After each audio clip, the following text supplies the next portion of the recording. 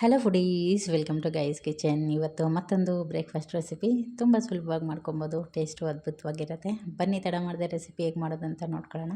ಕುಕ್ಕರ್ಗೆ ಎಣ್ಣೆ ಮತ್ತು ತುಪ್ಪ ಹಾಕ್ಕೊಂಡು ಒಂದು ಅರ್ಧ ಸ್ಪೂನು ಸೋಂಪನ್ನ ಸೇರಿಸ್ಕೊಂಡಿದ್ದೀನಿ. ಇದಾದ ನಂತರ ಪಲಾವ್ ಎಲೆ, ಪಲಾವ್ಗೆ ಹಾಕ್ತಕ್ಕಂಥ ಮಸಾಲೆ ಪದಾರ್ಥಗಳು ಎಲ್ಲನೂ ಸೇರಿಸ್ಕೊಂಡ್ಬಿಟ್ಟು ಒಂದು ನಿಮಿಷ ತನಕ ಇದನ್ನು ಫ್ರೈ ಮಾಡ್ಕೋಬೇಕಾಗತ್ತೆ. ಇದಾದ ನಂತರ ಈರುಳ್ಳಿ ಮತ್ತು ಹಸಿಮೆಣಸಿನ್ಕಾಯಿ ಇದನ್ನು ಇಮಿಡಿಯೇಟಾಗಿ ಹಾಕ್ಕೊಳ್ಳಿ. ಮಸಾಲೆ ಪದಾರ್ಥ ಯಾವುದು ಸಿಗಬಾರ್ದು, ಹಾಗಾಗಿ ತಕ್ಷಣಕ್ಕೆ ಇದನ್ನು ಹಾಕ್ಕೊಂಡು ಇದನ್ನು ಚೆನ್ನಾಗಿ ಫ್ರೈ ಮಾಡ್ಕೋಬೇಕಾಗುತ್ತೆ. ಈರುಳ್ಳಿ ಸ್ವಲ್ಪ ಚೆನ್ನಾಗಿ ಫ್ರೈ ಆಗಬೇಕು, ಅಲ್ಲಿ ತನಕ ಇದನ್ನು ಫ್ರೈ ಮಾಡ್ಕೊಳ್ಳೋಣ. ಇದಾದ ನಂತರ ಒಂದು ಸ್ಪೂನಷ್ಟು ಕಸೂರಿ ಮೇಥಿಯನ್ನು ಸಹ ನಾನು ಸೇರಿಸ್ಕೊಂಡಿದ್ದೀನಿ. ಫ್ಲೇವರು ತುಂಬ ಚೆನ್ನಾಗಾಗುತ್ತೆ. ತಪ್ಪದೇ ಈ ಒಂದು ಕಸೂರಿ ಮೇಥಿನ ಹಾಕ್ಕೊಳ್ಳಿ.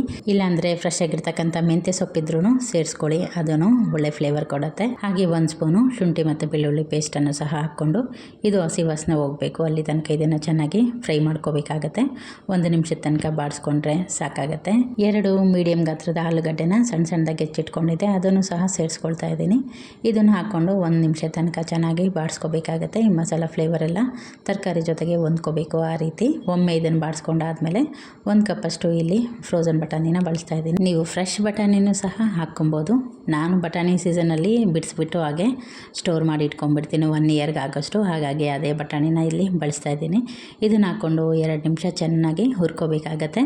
ಮಸಾಲ ಪದಾರ್ಥಗಳದ್ದು ಫ್ಲೇವರ್ ಏನಿದೆ ಅದೆಲ್ಲ ಚೆನ್ನಾಗಿ ಹೊಂದ್ಕೋಬೇಕು. ಅದಾದ ನಂತರ ಅರಿಶಿಣದ ಪುಡಿ ಹಾಗೆ ಖಾರಕ್ಕೆ ತಕ್ಕನಾಗೆ ನೀವು ಖಾರದ ಪುಡಿನ ಬಳಸ್ಕೊಳ್ಳಿ. ಹಸಿಮೆಣ್ಸಿನ್ಕಾಯಿನೂ ಹಾಕಿರೋದ್ರಿಂದ ನೋಡಿಕೊಂಡು ಹಾಕ್ಕೊಂಡ್ರೆ ಆಯಿತು. ಇದಾದ ನಂತರ 1/4 ಸ್ಪೂನಷ್ಟು ಗರಂ ಮಸಾಲ ಸೇರಿಸ್ಕೊಂಡಿದ್ದೀನಿ. ಹಾಗೆಯೇ ಒಂದು ಅರ್ಧ ಸ್ಪೂನಷ್ಟು ಜೀರಿಗೆನ ಪೌಡ್ರ್ ಮಾಡಿಬಿಟ್ಟು ಇಟ್ಕೊಂಡಿದ್ದೆ. ಫ್ರೆಶ್ಶಾಗಿ ಮಾಡ್ಕೊಳ್ಳಿ, ಫ್ಲೇವರು ತುಂಬ ಚೆನ್ನಾಗಿ ಬರುತ್ತೆ. ಅದೆಲ್ಲವನ್ನು ಹಾಕ್ಕೊಂಡು 1 ನಿಮಿಷದ ತನಕ ಚೆನ್ನಾಗಿ ಇದನ್ನು ಫ್ರೈ ಮಾಡ್ಕೋಬೇಕಾಗತ್ತೆ. ನಾವು ಹಾಕಿರ್ತಕ್ಕಂಥ ಮಸಾಲ ಪದಾರ್ಥಗಳೆಲ್ಲ ತರಕಾರಿ ಜೊತೆಗೆ ಚೆನ್ನಾಗಿ ಹೊಂದ್ಕೋಬೇಕು. ಆ ರೀತಿ ಇದನ್ನು ಮಿಕ್ಸ್ ಮಾಡ್ಕೊಳ್ಳೋಣ. ಬೆಳಗಿನ ತಿಂಡಿಗೆ ದಿನ ಏನು ಮಾಡೋದು ಅಂತ ಅನ್ನಿಸ್ತಾ ಇರುತ್ತಲ್ಲ, ನೋಡಿ 10 ನಿಮಿಷದಲ್ಲಿ ಮಾಡ್ಕೊಬೋದು. ನಮ್ಮ ಚಾನೆಲ್ನ ಫಾಲೋ ಮಾಡಿ, ಡೈಲಿ ಒಂದು ರೆಸಿಪಿ ಇದ್ದೇ ಇರುತ್ತೆ. ನೀವು ಅದು ನೋಡಿಕೊಂಡು ಸಾಕಷ್ಟು ರೆಸಿಪಿಗಳನ್ನು ಆಲ್ರೆಡಿ ಅಪ್ಲೋಡ್ ಮಾಡಿದ್ದೀನಿ. ಈಗ ಹೊಸ್ದಾಗಿ ಯಾರೆಲ್ಲ ನೋಡ್ತಾ ಇದ್ದೀರಾ ನೋಡಿ, ರೆಸಿಪಿ ಇಷ್ಟ ಆಯ್ತು ಅಂದರೆ ಒಂದು ಲೈಕ್ ಮಾಡೋದನ್ನ ಮರಿಬೇಡಿ. ಹಾಗೆಯೇ ನಾವು ಇಲ್ಲಿವರೆಗೂ ಉಪ್ಪನ್ನು ಹಾಕ್ಕೊಂಡಿಲ್ಲ. ಈಗ ಕಲ್ಲುಪ್ಪನ್ನು ಹಾಕ್ಕೊಂಡು ಮತ್ತೊಮ್ಮೆ ಇದನ್ನು ಮಿಕ್ಸ್ ಮಾಡಿಕೊಂಡು ನಾನು ರೈಸ್ ಆಲ್ರೆಡಿ ತೊಳೆದಿಟ್ಟಿದ್ದೆ. ಈ ಪ್ರೋಸೆಸ್ ಎಲ್ಲ ಆಗೋದಕ್ಕೆ ಮುಂಚೆನೇ ಬಾಸ್ಮತಿ ರೈಸ್ನ ಬಳಸಿದ್ದೀನಿ. ನೀವು ನಾರ್ಮಲ್ಲು ಊಟಕ್ಕೆ ಬಳಸ್ತಕ್ಕಂಥ ಸೋನಾ ಮಸೂರಿ ರೈಸಲ್ಲೂ ಸಹ ಮಾಡ್ಕೊಬೋದು. ಇದು ಹಾಕಿದ್ರೆ ಸ್ವಲ್ಪ ಎಕ್ಸ್ಟ್ರಾ ಫ್ಲೇವರ್ ಇರುತ್ತೆ ಅಷ್ಟೇ, ಬೇರೆ ಏನು ವ್ಯತ್ಯಾಸ ಇರಲ್ಲ.